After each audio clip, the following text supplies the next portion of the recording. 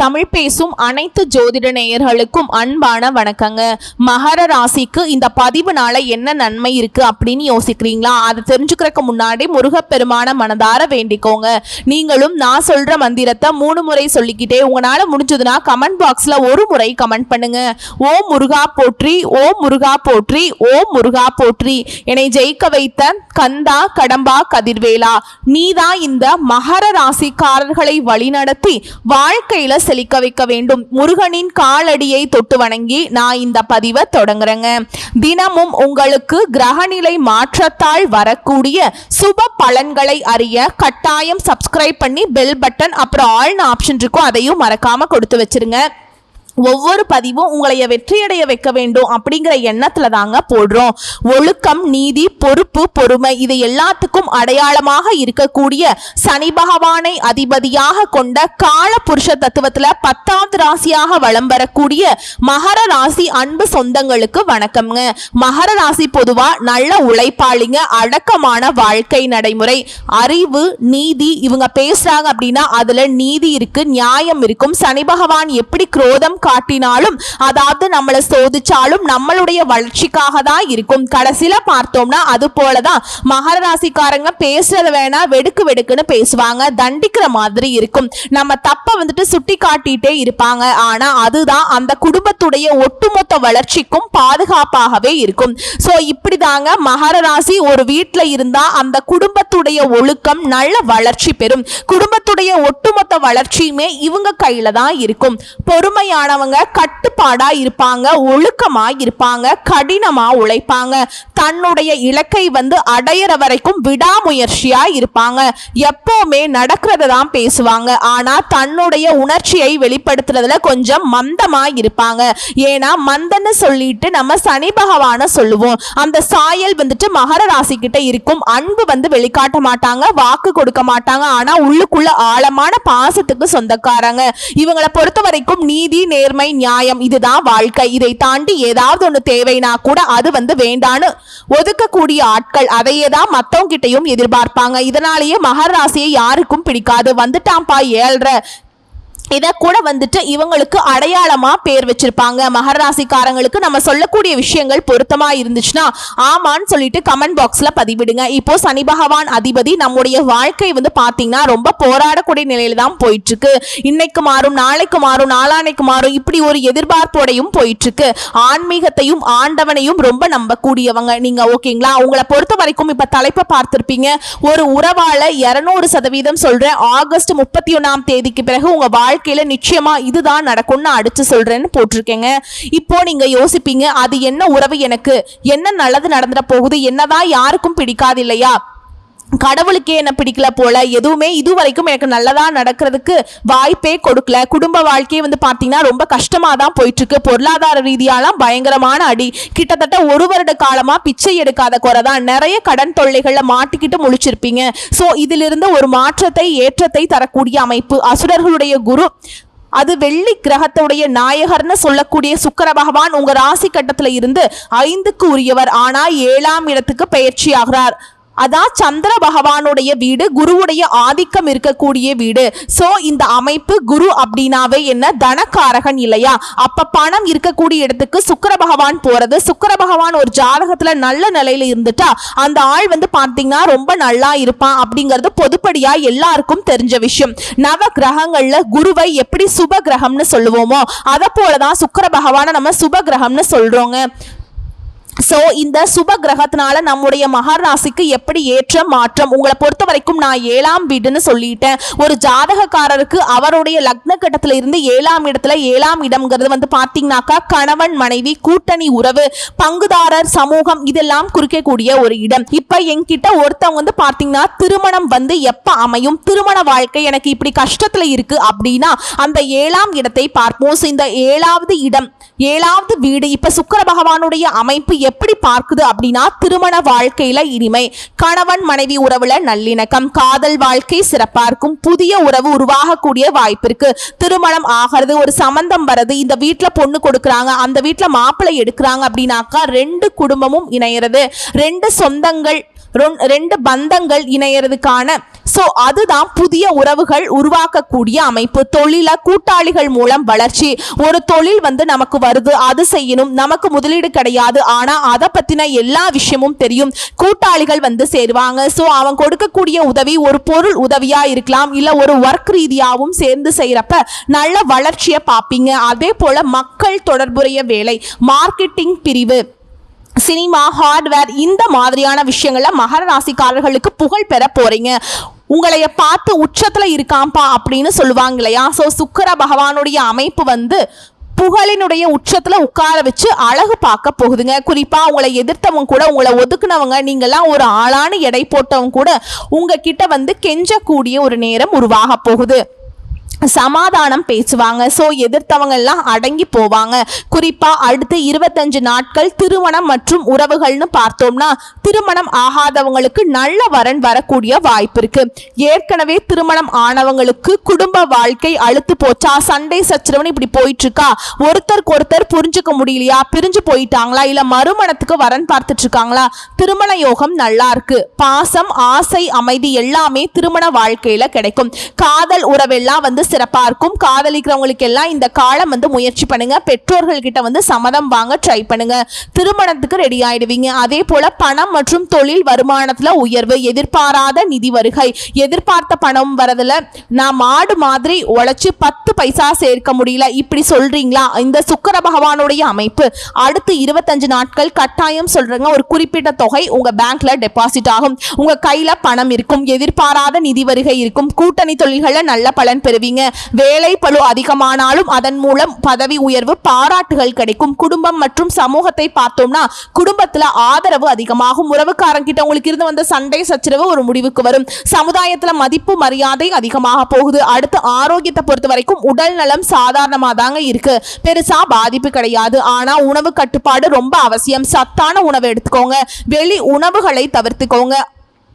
Oil அந்த உணவுல இருக்கு இல்லைங்களா, அந்த பொரிச்சது வறுத்தது இந்த மாதிரியான உணவுகளை சுத்தமா தவிர்க்கணும். இதோட நீங்க அதிர்ஷ்டம் தரதுக்காக செய்ய வேண்டிய விஷயங்கள்னு பார்த்தோம்னா, வெள்ளிக்கிழமைகள்ல வெள்ளை நிற மலர்களால பால், தயிர், வெண்ணெயோட போயிட்டு நவ கிரகங்கள்ல வீற்றிருக்கக்கூடிய சுக்கிர பகவானை வழிபாடு செய்யுங்க. அதே போல முடிஞ்சா இந்த 25 நாட்களுக்குள்ள குடும்பத்தோட கஞ்சனூர் சுக்கிரஸ்தலம் இருக்குல்ல, கும்பகோணத்துக்கு அருகே, அங்க போயிட்டு தரிசனம் பண்ணிட்டு வரது சிறப்பான பலன்களை கொடுக்கும். அதே போல நீங்க அனுதினமும் சொல்ல வேண்டிய மந்திர சொல் 16 முறை, 21 முறை, 108, எத்தனை முறை உங்களால சொல்ல முடியுமோ அதை சொல்லுங்க. ஓம் சுக்ராய நமக.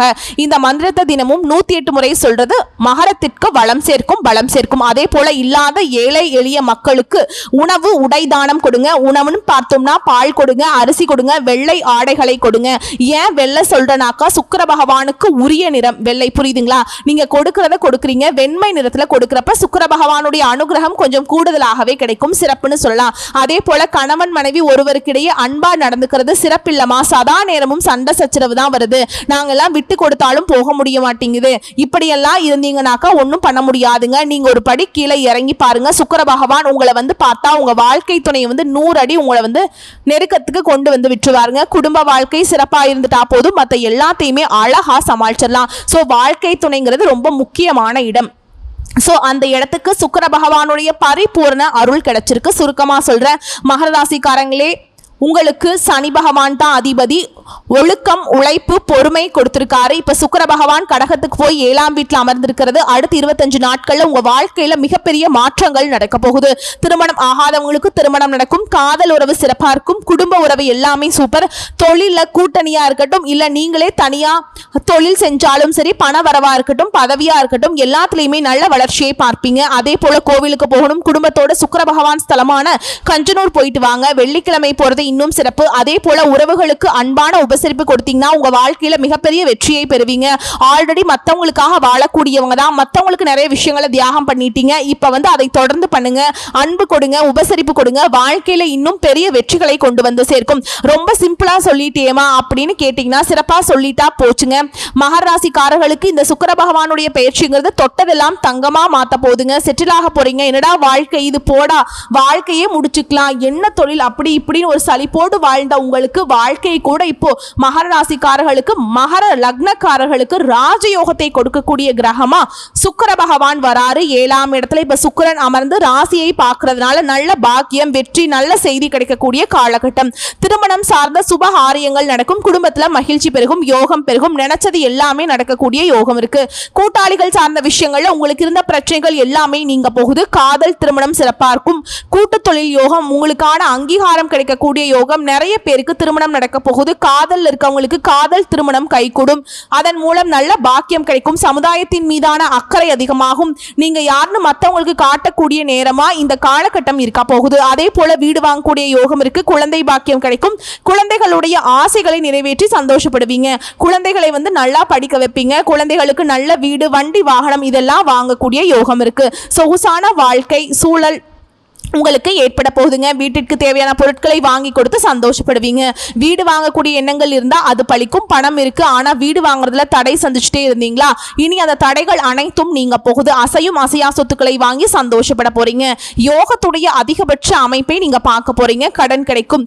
10க்குரியவன் சுக்கிரன் தொழில சிந்தனைகளை அதிகமாக்குவாருங்க. நல்ல திட்டமிட்டு செயல்பட போறீங்க. புதிய கிளைகளை உருவாக்குவீங்க. ஆல்ரெடி தொழில் பண்றவங்க நிறைய பிரான்ச்சஸ் ஓபன் பண்ணுவீங்க. இனி அத்தனை முயற்சிகளுமே உங்களுக்கு வெற்றி அடைய போகுதுங்க. இதோட சுக்கிர பகவானுடைய பயணம்ங்கிறது இங்க மேற்கொள்ளக்கூடிய எல்லா விதமான முயற்சிகளுக்குமே வெற்றியை கொடுக்கிறாருங்க. தொழிலுக்காக நீங்க கடன் வாங்குறது, வீட்டுக்காக கடன் வாங்குறது, ஆரோக்கியத்துல கவனம் செலுத்துறது இதெல்லாம் முக்கியம். கடன் வாங்குறதோ கடன் கொடுக்கறதோ இந்த விஷயத்துல எப்பவுமே நீங்க கவனமா இருக்கணும். இதோட சுக்கிர பகவானுடைய பயணம்ங்கிறது தனம் பற்றின சிந்தனை, குடும்பம், வாக்கு தொடர்பான சிந்தனைகளை அதிகமாக கொடுப்பார். சனி 9ஆம் இடத்துல பயணிக்கிறதுனால பயணங்கள் உங்களுக்கு மகிழ்ச்சியை கொடுக்கும். ஒப்பந்தம் பத்தின சிந்தனைகள் அதிகமாகும். எழுத்து, கதை, கட்டுரை இதெல்லாம் உங்களுக்கு அற்புதமாக அமையும். இதோட ஆயிலிய நட்சத்திரம் சுக்கிர பகவானுடைய அமைப்பு புதனுடன் சேர்ந்து இருக்கும் பொழுது அறிவுபூர்வமான செயல்பாடுகளை செய்வீங்க. இதோட ஆவணி மாதம் 31ஆம் தேதி சுக்கிர பகவானுடைய ஜெயந்தி அன்னைக்கு நவ கிரகங்கள்ல வீற்றிருக்கக்கூடிய சுக்கிர பகவானுக்கு வெண்பட்டு வஸ்திரம் சாற்றி 6 நெய்விளக்கு தீபமேற்றி வழிபாடு செஞ்சீங்கன்னா நல்ல மாற்றத்தையும் முன்னேற்றத்தையும் இன்னும் அதிகமாக பார்க்கலாங்க. சோ இப்ப வரைக்கும் பார்த்தது சுக்கிர பகவானால மகர ராசிக்காரர்களுக்கு அடுத்த 25 நாட்கள் எந்த மாதிரியான யோகங்கள் கிடைக்கும்ங்கறத தெளிவா பார்த்தாச்சு. இப்ப மகர ராசியில் இருக்கக்கூடிய ஒவ்வொரு நட்சத்திரத்துக்கும் எந்த மாதிரியான பலன்கள் கிடைக்கும், மகர ராசியில் இருக்கக்கூடிய உத்திராட நட்சத்திரம் 2ஆம் பாதம், 3ஆம் பாதம், 4ஆம் பாதம் எந்த ஒரு விஷயத்திலையுமே உறுதியாக இருந்து எடுத்த வேலையை முடிக்கக்கூடிய உங்களுக்கு சுக்கிர பகவான் கொஞ்சம் கவனமா செயல்பட சொல்றார். ராஜ கிரகமான சூரியன் அஷ்டமஸ்தானத்துல சஞ்சரிக்கிறது. ஞான மோட்சக்காரகன் கேதுவுமே அங்கே இணைவதனால உடல்நிலையில எதிர்பாராத சங்கடங்கள் வரும். நல்லா போயிட்டு இருந்த வேலையில கூட தடை பிரச்சனை எல்லாம் ஏற்படும். திட்டமிட்டு இருந்த வேலைகள்ல நெருக்கடி வரும். ஆனா பாக்கியாதிபதி புதனுடைய சஞ்சாரம் சாதகமாய் இருக்கிறதுனால சோதனைகளை தாண்டி சாதனைகளை பண்ணுவீங்க. அந்த அளவுக்கு அனுகூலமான நிலை உண்டாகுது. செல்வாக்கு அதிகமாகுது. எடுத்த வேலைகள் எல்லாமே வெற்றி பெறும். வியாபாரம் தொழில முன்னேற்றம் அடைவீங்க. சிலருக்கு புதிய சொத்துக்கள் சேரும். வியாபாரிகள் கலைஞர்களுக்கெல்லாம் எதிர்பார்த்த ஒப்பந்தங்கள் கிடைக்கும். கேட்டிருந்த இடத்துல பணம் கிடைக்கும். எத்தனை நெருக்கடி வந்தாலும் அதை சமாளிக்கக்கூடிய அளவுக்கு உங்க நிலையில மாற்றம் வருது. மாதம் முழுவதுமே சுக்கிர பகவானுடைய சஞ்சாரம் எதிர்மறையாக இருந்தாலும் உடல்நிலையில பண விவகாரங்கள்ல கொஞ்சம் எச்சரிக்கையா இருக்கணும். எதிர்பாலினத்தவர் விஷயத்துல கண்டிப்பா கவனமா இருக்கணும். ஆண்களா இருக்கும் பட்சத்தில் பெண்கள் கிட்டையும், பெண்களா இருக்கக்கூடிய பட்சத்தில் ஆண்கள் கிட்டையும் ஓரடி தள்ளி நிற்கிறது அவசியம். அதே போல அரசு வேலையில் இருக்கீங்களா, வேலை பார்க்கக்கூடிய இடங்கள்ல எதிர்பாராத சங்கடங்கள் ஏற்படுறதுக்கு வாய்ப்பு இருக்கு. முடிஞ்ச வரைக்கும் நேர்மையா இருங்க, ஒழுக்கமா இருங்க. உங்களை பாதுகாக்கும் இதெல்லாம். ஏன்னா உங்களுடைய அதிபதி ரொம்ப ஸ்ட்ரிக்டான ஆளு. இதெல்லாம் பண்ணிட்டீங்கன்னா தேவையற்ற சங்கடங்கள் அவமானங்களும் இல்லாம தப்பிச்சுக்கலாம். மாணவர்களை பொறுத்த வரைக்கும் படிப்புல அக்கறை கொடுக்கணும். தவறான நண்பர்களை விட்டு விலகி நிக்கணும். ஓகேங்களா, மற்றபடி எல்லாமே நல்லதா நடக்கும். தம்பதிகளை பொறுத்த வரைக்கும் ஒருத்தருக்கு ஒருத்தர் அனுசரிச்சு நடந்துக்கோங்க. குடும்பத்துல நிம்மதி உண்டாகும். உங்களை பொறுத்த வரைக்கும் பரிகாரம் யோக நரசிம்மரை அனுதினமும் வழிபாடு செய்ய நன்மைகள் நடந்தேறும். அடுத்து திருவோண நட்சத்திரம். சூழலுக்கு ஏத்த மாதிரி உங்களை மாத்திக்கிட்டு வாழ்ந்து வரக்கூடிய உங்களுக்கு சுக்கிர பகவான் என்ன சொல்றாருன்னா, கொஞ்சம் நிதானமா போப்பா அப்படிங்கிறாருங்க. குரு பகவான் சத்துருஸ்தானத்துல சஞ்சரிக்கிறதுனால எதிர்ப்புகள் அகலும். மறைமுக தொல்லைகள் இருந்தாலும் உடல் நோய்கள் ஏற்பட்டாலும் அவருடைய பார்வைங்கிறது 10, 12, 2ஆம் இடங்களுக்கு கிடைக்கிறதுனால செய்து வரக்கூடிய தொழில முன்னேற்றம் அடைவீங்க. புதிய முயற்சிகள் வெற்றி பெறும். வேலை பார்க்கக்கூடிய இடங்கள்ல உங்களுக்கு மதிப்பு மரியாதை அதிகமாகும். செலவுகள் கட்டுக்குள்ள வரும். குடும்பத்துல நிம்மதியான நிலை உருவாகும். கொடுத்த வாக்க காப்பாத்துவீங்க. அஷ்டமஸ்தானத்துல சூரியனுடைய கேதுவினுடைய சஞ்சரிப்பு ஆரோக்கியத்துல கை வைக்கிறாங்க. சோ ஆரோக்கிய விஷயத்துல கவனமா இருக்கணும். இந்த காலகட்டத்துல வண்டி வாகனத்துல பயணம் பண்றப்ப நிதானம் தேவை.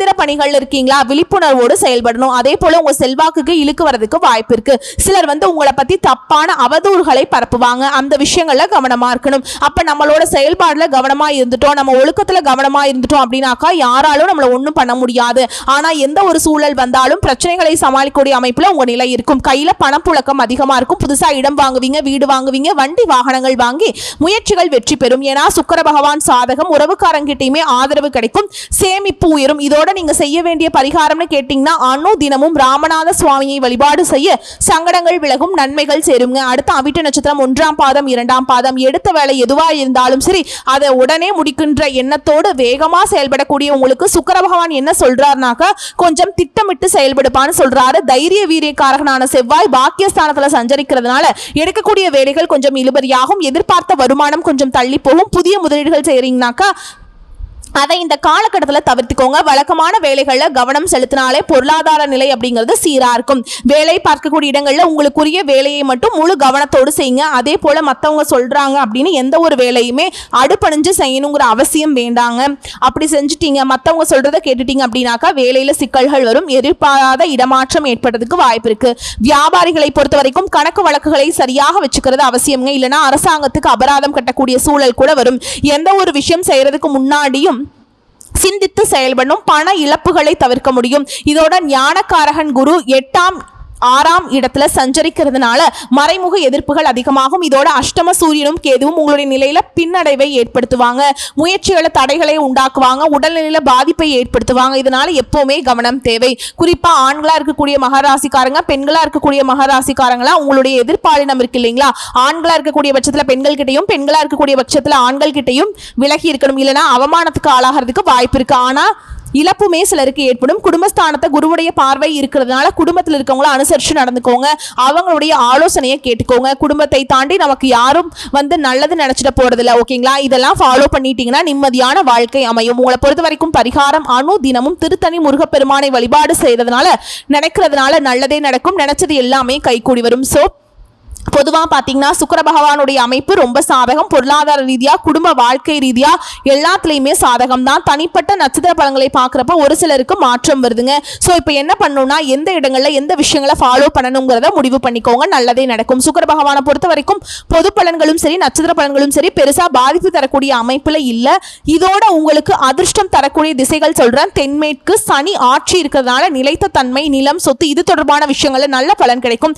அதே போல மேற்கு சுக்கிரனுடைய ஆட்சி இருக்கிறதுனால இந்த காலகட்டத்தில் திருமணம், பாச உறவு, செல்வ பலத்தை கொடுக்கக்கூடிய திசையா இந்த மேற்கு திசை வருது. இதுவே அதிர்ஷ்டம் தரக்கூடிய எண்கள்னு பார்த்தோம்னா 8, 6. 8ங்கிறது சனி பகவானுடைய எண். நீண்ட நாள் வெற்றி வேணும். அதே போல தியாகத்துக்கு பின்னாடி உங்களுக்கு ஒரு வலுவான பலம் வரணும்.